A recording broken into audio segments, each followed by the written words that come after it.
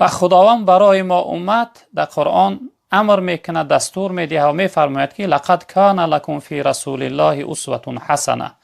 برای شما ای امت های اسلام در رسول الله یک اسوه، یک عبرتگاه، یک نمونه خوبی هست. شما باید یعنی به محمد مصطفی صلی الله علیه وسلم خود را مانند کنید در ادب و اخلاق، یعنی در رفتار و کردار، معامله و مناسبت باید محمد گونه باشه.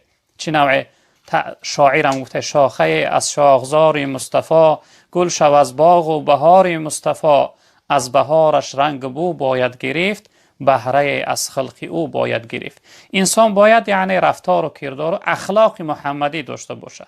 به این خاطر اخلاق جناب پیغمبر صلی الله علیه وسلم سراسر قرآن بود، خوش اخلاق بودن. یعنی در روایت میگه که انما بعثت لاتمم مکارم الاخلاق، منظور و مقصد از بعثت پیغمبری من، پیغمبر بزرگوار گفتن به خاطر این است که بد اخلاقی را از جامعه دور بگردانم و مردم خوش اخلاق بگردانم. و درباره ثواب اخلاقی خوش پیغمبر بزرگوار صلی الله علیه وسلم بسیار یعنی در روایت ها زیاد وصف کردند. در روایتی که این حدیث امام ترمذی روایت کرده است از حضرت ابی دردا، پیغمبر بزرگوار صلی الله علیه وسلم می‌فرمایند که ما من شیء اثقل فی المیزان، فی المیزان المؤمن یوم القیامه من حسن الخلق. گفتن هیچ یگان چیزی در روز قیامت وزنی ثوابش وزنینتر از ثواب خوش اخلاقی نیست.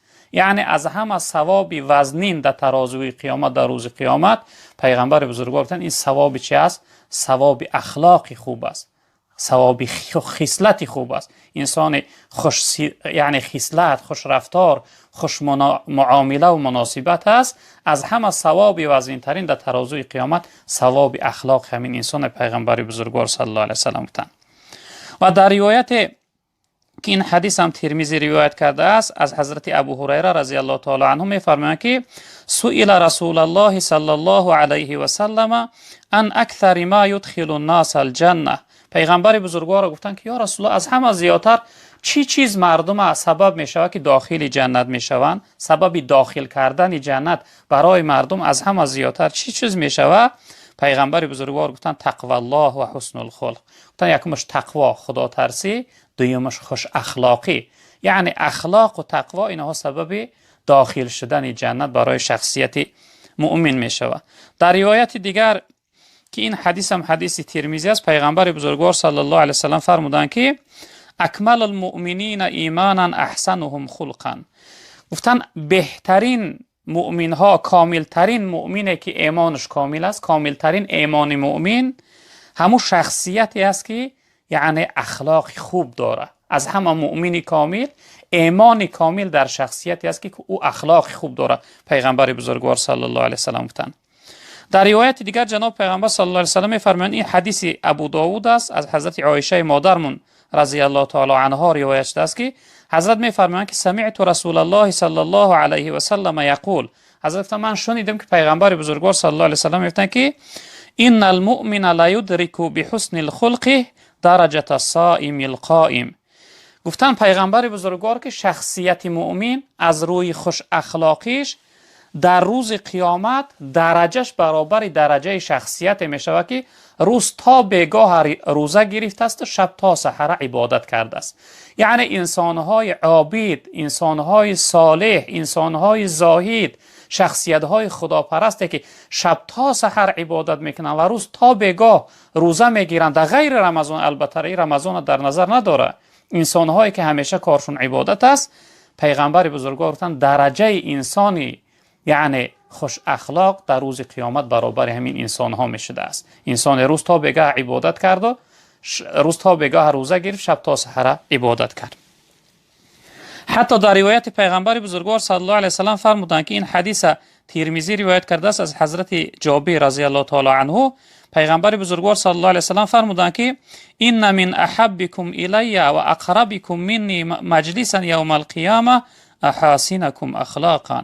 گفتن از همه دوست داشته ترین شما، از همه نزدیکترین شما به سوی من، یعنی همنشین های من در روز قیامت، شخصیت هایی هستند که در دنیا خوش اخلاق هستند، یعنی اخلاق خوب دارن. پیغمبر بزرگوار صلی الله علیه و سلم گفتن از همه یعنی نزدیکترین، از همه قریبترین، دوست داشترین شما در روز قیامت همون شخصیت ها هستند، انسان هایی که اخلاق خوب در دنیا دارند. به این خاطر باید که شخصیت مسلمان اخلاقش اخلاق حمیده باشه، اخلاق خوب داشته باشه. پیغمبر بزرگوار صلی الله علیه و سلم حکایت ها هستند که یک روز ابتدای پیغمبریش بود، در مکه بودن، قدی کوچه برآمدید، پیرمردی سال رفته، قامت چنگ زده، عصای در دست داره، در دستش یک خلطه بار است، برداشته و پشت کرده نمیتونه، در زمین کشان کشان میبره. پیغمبر بزرگوار صلی الله علیه و سلم نزدش آمدن، گفتن گفتن ای مادر بیا من تو یاردم کنم، بیا بارتا به منزلت ببرم. اون شب و روز میگه احترام کلان سالها نبود، جوانها کلانها را یاردم نمیکردن، ادب و اخلاق و احترام از جامعه دور شده بود، حیات انسانی از بین رفته بود، حیات حیوانی در جامعه آمده بود. این پیرزن وقتی دید جناب پیغمبر که نزدش آمده است، البته را نمیشناخت، نزدش آمده است، میگه بیا مادر یاردم کنم، بیا بارتا به منزلت ببرم. میگه این پیرزن در حیرت افتاد، حیران شد که چنین جوان در این سین ساله که ادب و اخلاق چقدر پس شده است، میگه بیا مادر من ترا یاردم کنم. بعد از اون مادر گفت فرزند من یاردم میکنه؟ گفت بله مادر من ترا یاردم میکنم. بعد از اون میگه خلطه اون پیرزن گرفت، جناب پیغمبر پشت کرد، همراه این زن صحبت کرده میرفتن، و پس در زن رسیدن. زن گفت فرزند بگذار اینجا بگذار. گفت من خودم میدرارم. پیغمبر بزرگوار گفتن نه مادر این خیلی وزنین است، جای یعنی انجامی همون بارها تا برای من بگون دیگه جایی را گذاشتن در کار تا اینکه اونجا گذارم. این شخصیت میگه نشان داد. جناب پیغمبر این خلطه را برد گذاشت. بعد از اون این زن یک جمله براش گفت فرزندم، البته نمیشناخت جناب پیغمبر، گفت فرزندم در برابر این خدمتی که در حق من کردی، من ترا گفت یک نصیحت مادرانه میکنم، یک نصیحت مادروار، چی نه که مادر فرزند نصیحت میکنه، این چنین گفت من ترا نصیحت میکنم، همین نصیحت من گفت حلقه گوش کن، همین نصیحت من قبول کن. پیغمبر بزرگوار گفتن بگذار مادر هر چی میخواهی بگو. گفت فرزندم گفت در همین مکه ما به نام محمد گفتنی شخصیت برآمده است، دعوای پیغمبری داره، وای دیوانه هست گفت، وای جادوگر است، وای فریبگر است گفت. یکی دردامی همون نفتی، تو اینقدر دلی برحم و دلی نرم و ملایم داری، در دامی همون نفتی طرف فریب کنه، از دین بابی و اجداد رو بگردانی و دین هم قبول کنی. پیغمبر بزرگوار صلی الله علیه و سلم بسوش گفتن ای مادر، گفتن همون محمد من هستم، همون محمد که تو میگوی دیوانه هست، دروغگو هست، فریبگر است، جادوگر است، همون من هستم. گفت وقتی اون زن میگه این سخن از جناب پیغمبر صلی الله علیه و سلم فهمید، لال در جاش راست ماند، گو اشهد ان لا اله الا الله و اشهد انک رسول الله. گو شهادتی میدیم که غیر از الله دیگر معبود و خدای وجود نداره، و شهادتی میدیم که تو پیغمبر خدا هستی. در اصل این یعنی اخلاق و ادبی که تو داری، این اخلاق و ادب و این رفتار و کرداری رسالت و نبوت است. در اصل تو را ذات تربیه کرده است که مربی و تربیتگری حقیقی و واقعی است. این زن از روی دعوتش قبول نکرد، اما از روی اخلاقش تسلیم بود که یعنی جانش فدا کنه، دیگر لال مان، ناعلاج کلمه را گفت و ایمان آورد.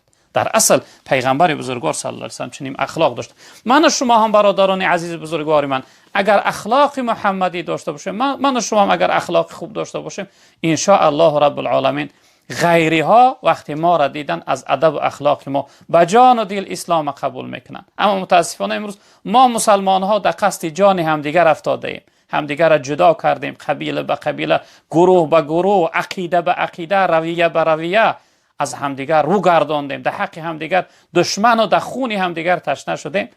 امروز ببین که همه از ما نفرت دارند. وقتی یک کس میگوید مسلمان، در نظر مردم چی می نماید؟ یک انسان بدرفتار، جدا کننده، تفریق انداز، ویران کننده، یعنی نسبت به مسلمان و نسبت به اسلام گمان بد داره. به چه خاطر؟ به خاطری که امروز ما مسلمان ها خوش اخلاق نیستیم.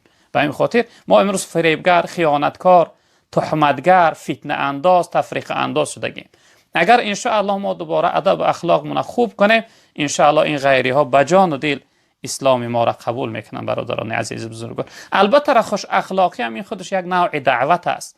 اخلاق خوش، این یک دعوتی است که مردم به سوی خود، به سوی دین خود، به سوی عبادت و خداپرستی خود انسان دعوت میکنه. به همین خاطر خواهش میکنم برادران عزیز بزرگوار که حرکت کنه که خوش اخلاق باشه، ادب و اخلاق خوب داشته باشه برادران عزیز بزرگوار من.